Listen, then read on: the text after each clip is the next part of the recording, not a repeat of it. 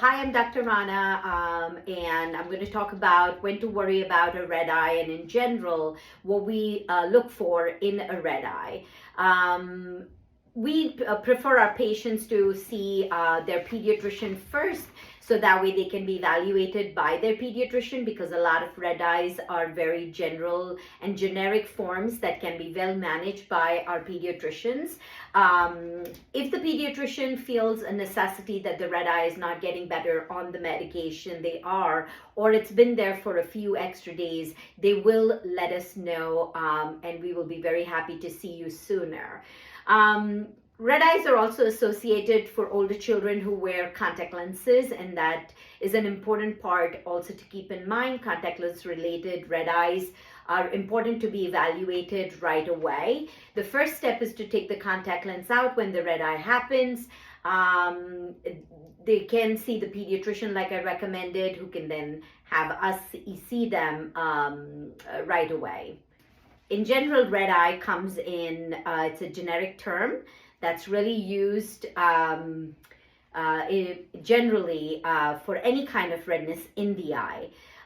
Redness in the eye or pink eye can normally come from garden variety stuff, more like bacterial conjunctivitis. It can come from viral, or it can come from even allergies, which are usually the most common reasons for having a red eye. There are other reasons that can cause a red eye that also need attention quickly, but these are more the common reasons. When we have redness in the eye, many of the times the redness comes with, of course, changes in the eye that we see in the office with our slit lamp or our microscope. But what we also notice is parents will tell us that the kids have discharge. Bacterial discharge could be usually mucopurulent, yellowish, whitish kind of discharge. The viral comes in with more watery eyes, and the allergic component can come in with white, ropey kind of discharge, or it can also be mixed in with some watery eyes. Vision is usually not compromised in these conditions, which is the good part of it. Redness can come in from other things that can affect the eyes as well. Sometimes it can come from trauma. It can also come from cornea, if the cornea has an injury to it, or if there's an infection on the cornea. The redness can come in from blepharitis, which is small scales that affect the eyelids, that once rubbed on it can cause irritation in the eye and cause redness in the eye. So we usually recommend children to have being evaluated so we can look under the microscope to see what kind of changes happen in the eye, and we can treat accordingly. A lot of these things that we talked about can be easily managed with antibiotic eye drops. If they have viral conditions, we just have to stick it out and usually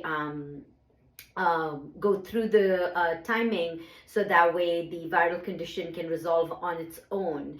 A lot of eye drops used over the counter, especially Visine eye drops, can cause rebound redness in the eye, and that's because Visine has a vasoconstrictor in the eye drop, and this eye drop, when used in the eye, takes the red away, but as soon as you stop using the eye drop, it can cause rebound redness, which sometimes people are unaware about.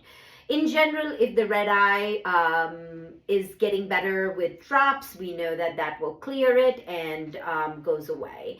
Sometimes even after we use a certain drop, the redness in the eye does not go away, and I think at that point, reevaluating or looking for the need for an extra eye drop or extra medicine, or giving them stronger medicines if needed, becomes important.